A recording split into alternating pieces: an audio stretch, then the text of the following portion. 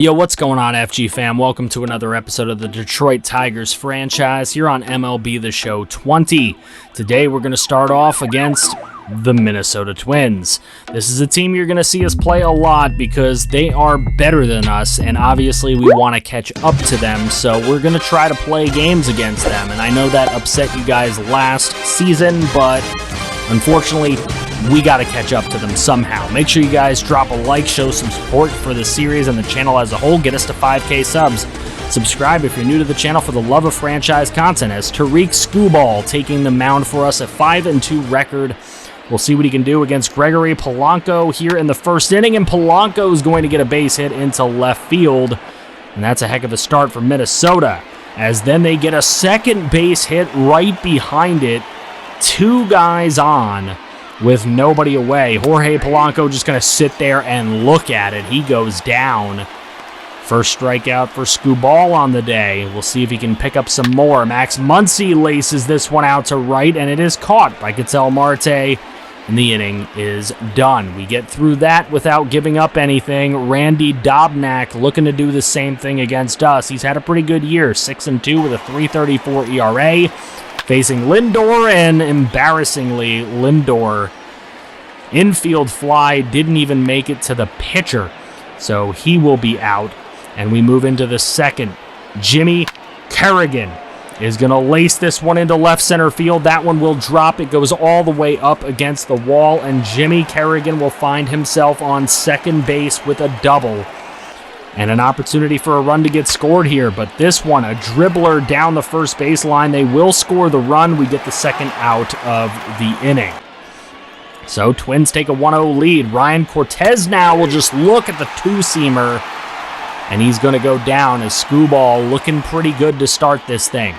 Ketel Marte, 2 on with 2 away, and he's got this one floating into left, and that's going to get caught out there in left field. So the opportunity to score is thwarted. There's Gregory Polanco. He's going to sit there and look again in the top of the fifth. The 7th strikeout now for Tariq Skubal. That one is going to fool Bodie. The changeup low makes it the 8th strikeout for Skubal. Into the 6th. This one is a dribbler through the hole.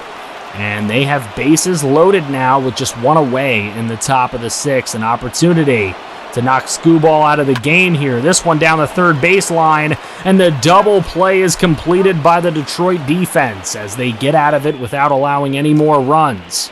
Ketel Marte in the bottom of the 6th laces one to right field. It is gone. And Ketel Marte, 424 feet, and he has tied this game up in dramatic fashion here at Comerica Park. You love to see it. Ketel Marte, the heart and soul of this team this year, as he is very close to leading the league in home runs. He is absolutely having a tremendous year. He might win MVP. Here's Frankie Lindor down the right field line over the outstretched glove of Max Muncy, and he is going to find his way to second base with a 2-out double. Is it over? Alec Boehm up the middle. It is not done. Lindor will round third and come home, and the Detroit Tigers take the lead in the bottom half of the 6th inning. Now in the top of the 8th, Skubal still in, and Bodie's going to hit it down the left field line. Bodie with a leadoff double in the 8th inning. Now it's decision time, and in comes Corey Eble Knievel. I don't care if you don't like me saying Knievel. And now this one is going to get chopped on to short, and Lindor charges and makes the play. Now with an opportunity here, 3-1 pitch. That one's dribbled onto second and taken care of as we get through the 8th unscathed. Now into the 9th, Knievel still in there in this tie game. And that one is not gotten by Ketel Marte as he tried his damnedest to make that play, but this is going to be a triple with 2 away in the top of the 9th. Opportunity rises for the Twins as Seranthony Dominguez is going to come into this one. Only a 1.65 ERA all season. He is 4-0. He's looking to go to 5-0. He gets the strikeout on the 4-seamer away. And there we go, fooling some Twins batters. Now Paul Goldschmidt comes up in the bottom half of the 9th, and Goldschmidt is going to get that over the outstretched glove of the second baseman, and it is a base knock. Here in the bottom of the ninth, Adley Rushman comes up. He will strike out on the changeup. That one fooled him. And that'll bring up Jahmai Jones. He goes down on the slider away. So 2 straight strikeouts. Gives the Twins a chance to get out of this. Josh Rojas, he's hit one deep out to left field and not carrying. That one's going to be the 3rd out of the 9th. We move to extras. Dominguez against Sano with a runner on second. And they will get Sano at first. To move to the bottom half of the inning, it's Richie McGowan on a 2-2 pitch. McGowan up the middle, and that's a base hit. McGowan on the base paths is always dangerous, as this one's in extra innings, and Tommy Pace laces one through to left field. 2 guys on, nobody out in the 10th. Zach Littell is coming into this one. He's only pitched 8 1/3 innings all season to a 3.24 ERA. Ketel Marte, can he be the hero? No, this one over to the first baseman and a double play ball. Still, though, the winning run 90 feet away for Frankie Lindor. Base hit up the middle. That's going to do it. The Tigers will win. Richie McGowan comes home and crosses the plate, and the Detroit Tigers win in dramatic fashion here at home against the Minnesota Twins. You'll love to see them get the win, and Ketel Marte is the player of the game. He did hit a solo shot in this one. He was 2 for 5, and he did play with a lot of heart, even though he didn't make the play out in right field before. He did want to. He did do his damnedest, and that is what great players do. Sano and Dozier with the RBIs for Minnesota. Dobnak tried his best, 2 earned runs through 6 innings. Lindor, Bohm, and Marte with the RBIs for us. Skubal, 2 earned runs through 7 1/3. So, we move on throughout the schedule here. Gonzalez gets hurt in our minor leagues, but we do win 12-5 in that next Twin game. Then we win 9-8, so a sweep against the Twins inches us just a little bit closer as we take on the Yankees and going for the sweep there, but it is draft time. As I really apologize, guys. I don't really know what's wrong with my game, but it automatically simulates every single draft I go into. And that's part of the reason why this year's scouting episode was the last one of the series, because I don't even know who I'm drafting at this point, and I don't even have a choice as to who I'm drafting.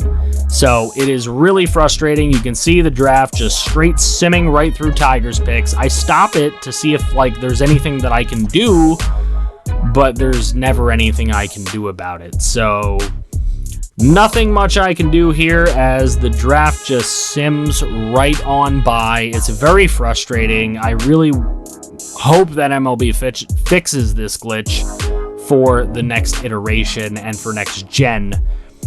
But yeah, this is really upsetting. So guys that we got Floyd Bullard, who is an 88 potential. We got Richie Ruiz, he's 89 potential. Bryce Gutierrez, he's kind of a waste of my time. Steve Fernandez is a good player, though. That is a good starting pitcher. We'll take him.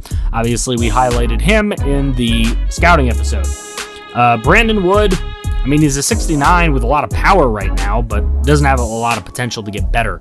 So we take a look at Floyd Bullard's stats, and I guess I like his velocity and stamina the best. Stamina and break on Richie Ruiz is really good, though. He definitely has the potential to be something. Bryce Gutierrez, he's not going to be anything, really.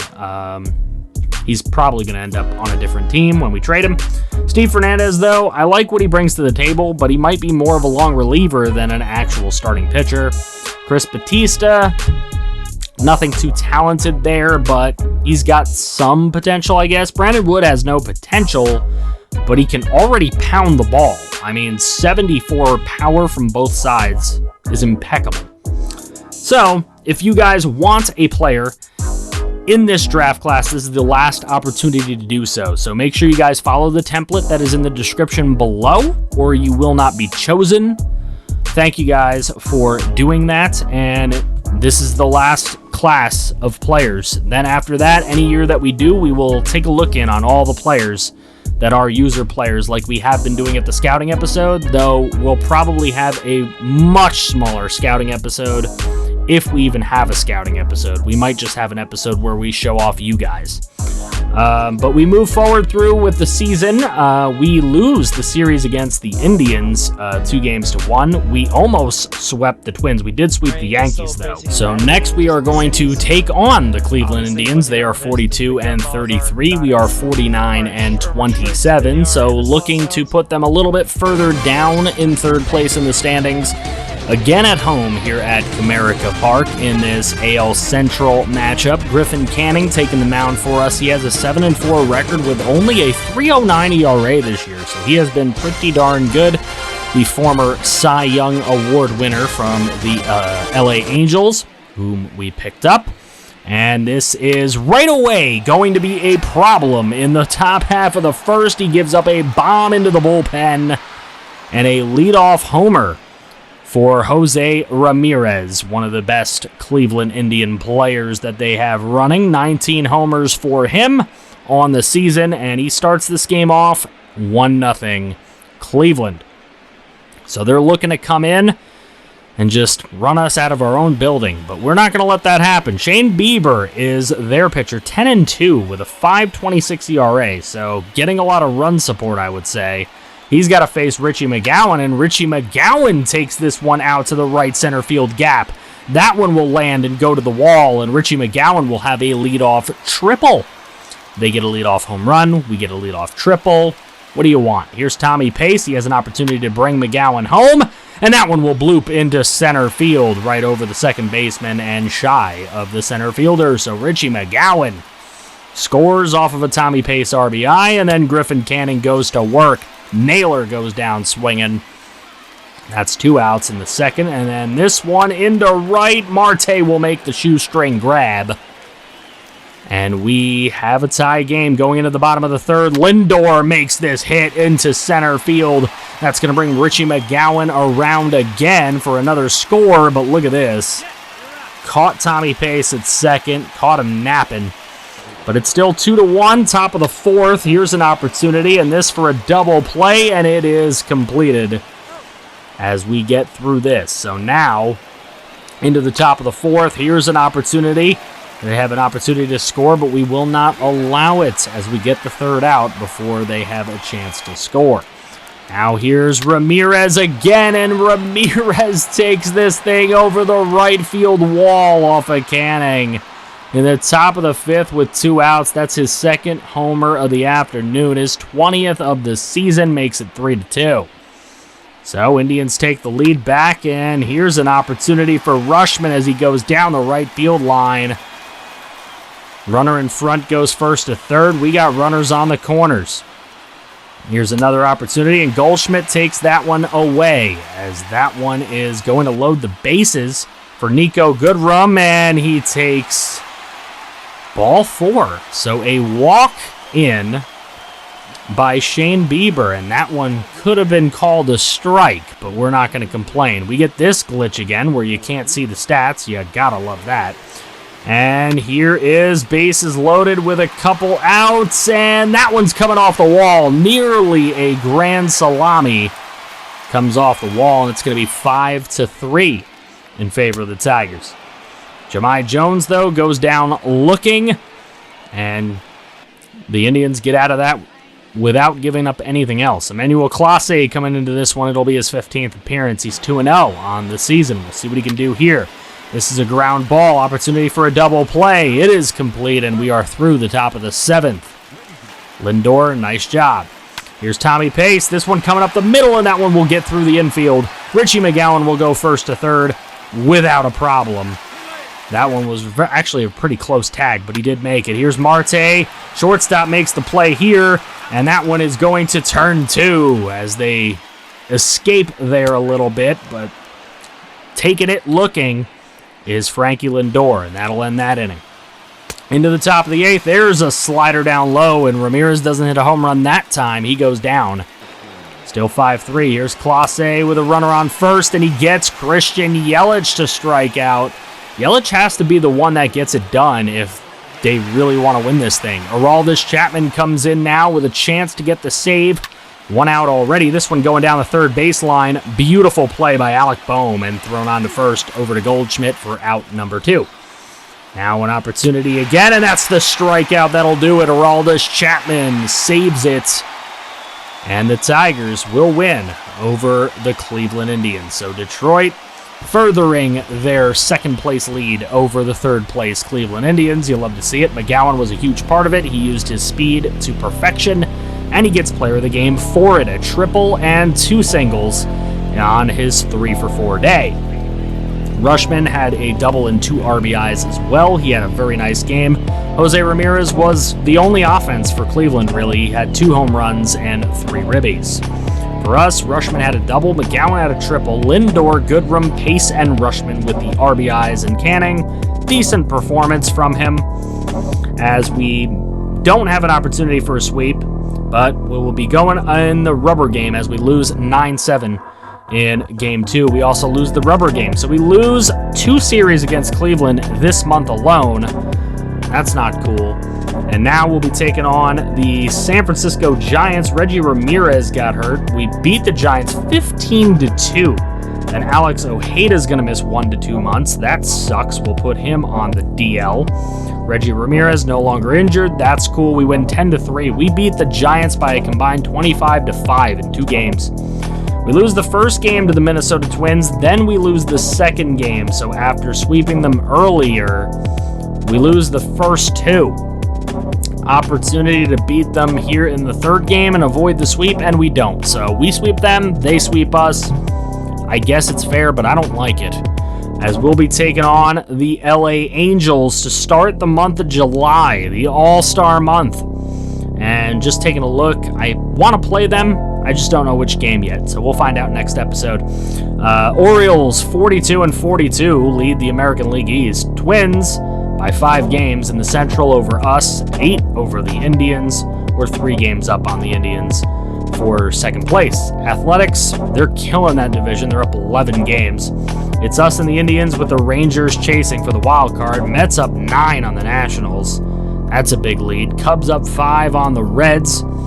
And the Dodgers up 4.5 on the Padres. Padres have closed that gap a little bit. They are the number 1 wild card. Reds are number 2. Diamondbacks giving chase 3.5 games back. Next episode, we will take on Jose Suarez with our boy Carlos Martinez. C-Mart will be taking the mound. Make sure you guys drop a like and help this channel get to 5K subscribers by the end of the year. That would be amazing. So subscribe if you haven't already, for the love of franchise gaming, because that's all we really do here is franchise content. If you want to see more franchise, make sure you click right here to see some more franchise.